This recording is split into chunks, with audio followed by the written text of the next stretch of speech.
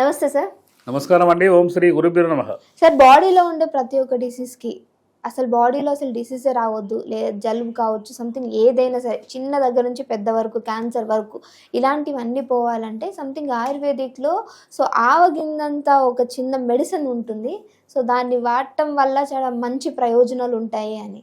నిజమేనా సార్ ఇది? మీరు ఎక్కడ చూసారో ఎక్కడ విన్నారో కానీ ఒక అద్భుతమైన ప్రక్రియ అది. మేము చేస్తుంటాం అది. ఓకే.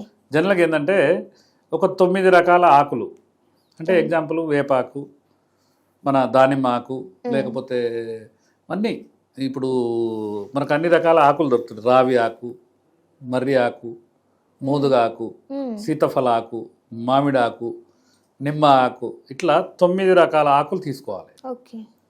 ఆకులు తీసుకొని ఏంటంటే సపరేటు ఇనుప కళాయిలో వేసి దానికి క్షారం అంటారు.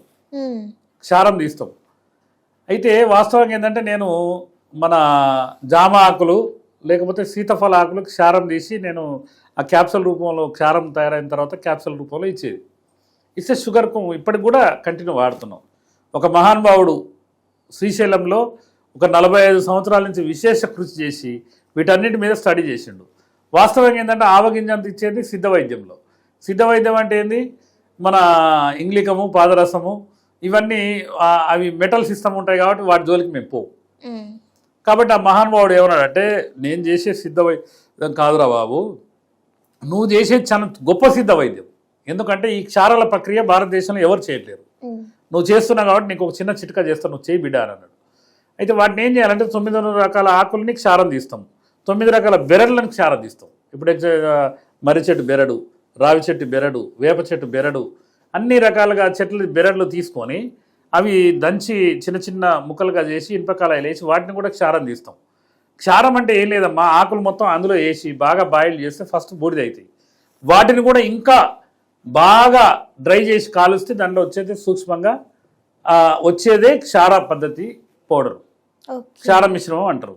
అయితే ఈ 9 రకాల ఆకులు, 9 రకాల బెరళ్ళు క్షారం తీసి బాగా కలవం లేసి నూరి మేము ఏం చేస్తామంటే ఇంత చిప్పలు ఉంటాయి మా దగ్గర, అది మట్టి చిప్పలు.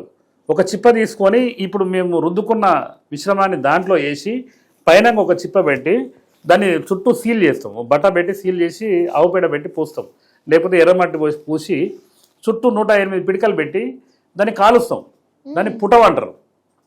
ఆ కాలిస్తే ఏమైందంటే దీంట్లో ఉన్నది మొత్తం బాగా తుక్క ఉడికి అది మొత్తం ఇంకా అసలు ఎంత తేలికైందంటే అంత సూక్ష్మంగా అవుతుంది. మళ్ళీ దాన్ని కలవం వేసుకొని దాన్ని ఏం చేస్తామంటే ఇట్లాంటి ప్యాకెట్లు కడతాం.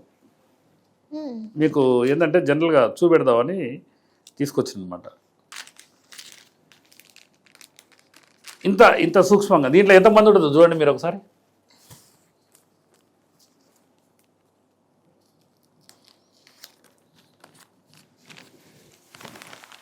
నవక్షార చూర్ణం అంటారు దాన్ని. అంటే 9 రకాలని చూర్ణం చేసి చేస్తాం. 9 రకాల ఆకులు కానీ 9 బెరళ్ళు, అది ఆ సూక్ష్మమంతా పొడి. దాన్ని ఏంటంటే మేము ఒక 2 క్వింటాలు చేస్తే వచ్చేది ఒక 100 గ్రాములు.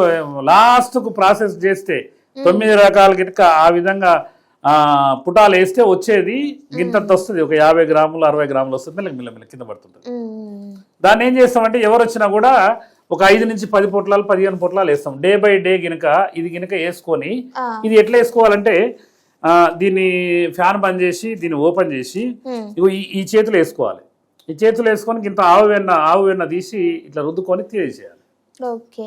అది తింటే ఒక 45 మినిట్స్ వరకు నోట్లో మంచులు కూడా పోయొద్దు.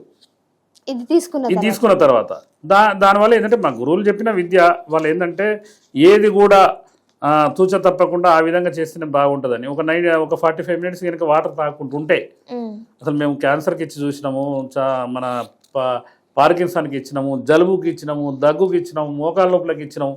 0.1% మా మిత్రుడు ఈ మధ్య కాలంలో ఢిల్లీలో ల్యాబ్ టెస్ట్ చేయించాడు. ఇదేందో చిన్న పొడి అంటున్నావు, నువ్వు అనించి తెచ్చినావు, ఈ మధ్యకాలంలో సిద్ధ వైద్యుల పేర్లు చెప్తున్నావు, ఆయన పేరు ఈయన పేరు నువ్వేమో చేస్తున్నావు అని అంటే ఏం చేసేది ఉండదు. ఇలా మాయలేదు మంత్రం లేదు. 0.1% కూడా మేము కెమికల్ ఎప్పుడు వాడం.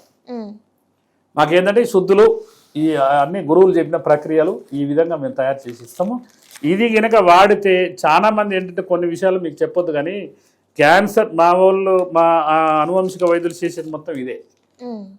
కాబట్టి దీనివల్ల ఏంటంటే చాలా ఎక్సలెంట్. పక్షవాతం, పార్కిన్సన్, గుండె జబ్బులు, ఏ జబ్బు అయినా కూడా మేము ఇచ్చేది చిన్న పొడి. ఇది మా గురువులు నేర్పిన విద్య. 9 రకాల ఆకులు, 9 రకాల బెరళ్ళి క్షారం తీసి దాన్ని చేయాలంటే ఒక్క మందు తయారు చేయాలంటే 40 రోజులు పడుతుంది. ఎందుకంటే ఒక్కొక్క ఆకుని ఒక్క రోజు కంటే ఎక్కువ క్షారం తీయలేము. ఇప్పుడు ఎగ్జాంపుల్ ఒక బస్తా ఆకులు సేకరించుకోవాలి. ఆ బస్తా ఆకులను ఇనుప కళాయిలో ఉదయం నుంచి సాయంత్రం దాకా వేసుకోవాలి. ఒక క్షారం అవుతుంది. దాన్ని వస్త్రకాగితం పట్టుకోవాలి. మళ్ళీ అట్లా 9 రకాలు చేయాలి. మళ్ళీ 9 రకాల బెరలు చేసుకోవాలి 18 రోజులు. 18 రోజులు చేసినాక మళ్ళీ 9 సార్లు పుటం. ఈ చిప్పలల్లో ఈ చిన్న చిప్ప పైనంగా చిప్ప పెట్టి సీల్ చేసి మళ్ళీ 108 పిడికలు. ఆ పిడికలు పెట్టాలంటే మళ్ళీ గోశాలు ఉండాలి. మళ్ళీ పిడికలకి ఏడనో మనం పోవాల్సిన అవసరం లేదు. అట్లా ఈ 3 తొంభులో 27 రోజులు దాని కనుక ఇంకా అంటే కల్వం లేచి బాగా మర్దనం గుణవర్ధనం అంటారు. దాన్ని కనుక బాగా నూరి దాన్ని చేసే వరకు ఏంటంటే ఇంత పెద్ద ప్రక్రియ చేసి మిగిలేది ఇంత. దాన్ని ఒక 15 ప్యాకెట్లు కట్టి అది రోజు వాడొద్దు అంటారు. డే బై డే వాడాలి. అది కూడా సాయంత్రం పూట 4 గంటల ప్రాంతాల్లో 2 గంటలకు భోజనం చేసి 2-3 అవర్స్ తర్వాత దాని కనుక ఈ చేతిలో వేసుకొని ఇంతంత వెన్న పెట్టి తీసుకుంటే మేము చాలా మంది క్రియాటిన్ కూడా తగ్గింది. అట్లా కిడ్నీ ప్రాబ్లం ఉన్న వాళ్ళకు అనేక ఏ మొండి జబ్బు అయినా కూడా బ్లడ్లో క్లాట్ ఉందంటారు. లేకపోతే మా దగ్గర ఈ మధ్యలో ఒక అమ్మాయి వచ్చింది. 2 years క్రితము గర్భసంచి అంటే డెలివరీ టైంలో అమ్మాయికి స్ట్రోక్ వచ్చి కాలు చేయి పడిపోయింది. ఈ చాలా మంది గూడ జారిపోయింది అంటారు. ఈ గూడ జారిపోయింది దానికి ఒక పసరు పోస్తాం. ఇంకొకటి ఏంటంటే నేలదంతి ఆకని ఇట్లా పక్షవాతం వచ్చిన వాళ్ళకి పూస్తాం. ఆ 3 రోజుల ప్రక్రియ ఇట్లా పూసి అదే మందు కొద్ది కడుపులకు ఇస్తాం. ఇట్లాంటివి ఏంటంటే మా గురువులు చెప్పిన ఎన్నో విద్యలు 100%గా ఈ గూడ జారిన దానికి చాలా మంది తిరిగి హాస్పిటల్ 4-5 సంవత్సరాలు 2 సంవత్సరాలు తిరిగి ఇది రాదు అని ఇంట్లో పడ్డోళ్ళు చాలా మంది ఉన్నారు. అట్లాంటి వాళ్ళు మొండి వ్యాధులతో బాధపడే వాళ్ళు ఈ మనం టీవీ దయ వల్ల మాలాంటి విద్యని వెలుగులోకి వచ్చి చాలా మంది ఈ వీడియోలు చూసిన వాళ్ళు పండిట్ శ్రీనివాస్ గురూజీ ఎక్కడ, బోధిధర్మ ఆయుర్వేద వైద్యపీఠం ఎక్కడని ఎత్తుకుంటూ వస్తారు. కాబట్టి వాళ్ళకి ఏంటంటే రీజనబుల్. చాలా మంది ఏమంటారంటే అడిగిపోతే లక్షల రూపాయలు ఛార్జ్, మాకు లక్షలు లేదు ఏం లేదు. మీ పరిస్థితి ఏంది, ఎంత ఛార్జ్ చేయగలరు? మాదేమన్నా పెద్ద కార్పొరేట్ హాస్పిటల్ కాదు, మాది ఏంటంటే యశోద హాస్పిటల్ కాదు, కామినేని కాదు, ఇంకో హాస్పిటల్ కాదు. మా దగ్గరకు వచ్చేటోళ్ళు అయ్యా నేను ఆటో డ్రైవర్ని, ఇంక 2,000 ఇవ్వగలుగుతా, అయ్యా నేను సాఫ్ట్వేర్ ఎంప్లాయీ నేను 10,000 ఇవ్వగలుగుతా. ఇక వాళ్ళు ఇష్టం, మా గోశాల ఉందని రకరకాలుగా 20,000 ఉంచుకోండి అనేటోళ్ళు కూడా ఉంటారు. కాబట్టి ఇక్కడ ఏంటంటే ఒక హోటల్ పోతే దోశ తింటే 50 రూపాయలు, ఇడ్లీ తింటే 30 రూపాయలు, లేకపోతే అని ప్రైజ్లు ఇస్తుండరు. వాళ్లకు ఏంటంటే మాకు సహకరించేటోళ్ళు ఉంటారు చాలామంది. ఒక ఉమామేశ్వరం అని ఒక అంటే ఏంటంటే ఈ పప్పు మిల్లు నిర్వాహకుడు ఒక అతను లివర్ ప్రాబ్లంతో నా దగ్గరకు వచ్చి రికవర్ అయితే 1,00,000 రూపాయలు నెలకు నేను ఇస్తా, మీ ఆవులకు అంటే దానా పెట్టుకోండి, 75,000 నుంచి 1,00,000 రూపాయలు అయితే మనకు దానా. దానికి నేను ఒక 20 నెలలు సపోర్ట్ చేశాను. 20 లక్షల రూపాయలు ఆయన షాపతను పేమెంట్ చేసి ఆయన మాకు ఇవ్వడం జరిగింది. అనేక మంది అంటే జనరల్గా ఏంటంటే వాళ్ళు ఈ పారంపర వైద్య సంఘాన్ని గుర్తించాలి. ఈ వైద్యము ఈ ఆకుల అలములు కొంతమంది అనేక ఇప్పుడు మనం టీవీ వాళ్ళతో కూసబెట్టి మంచిగా మా విద్యని నలుగురు పరిచయం చేస్తారు, మమ్మల్ని బ్లాక్మెయిల్ చేసేటోళ్ళు కూడా ఉంటారు.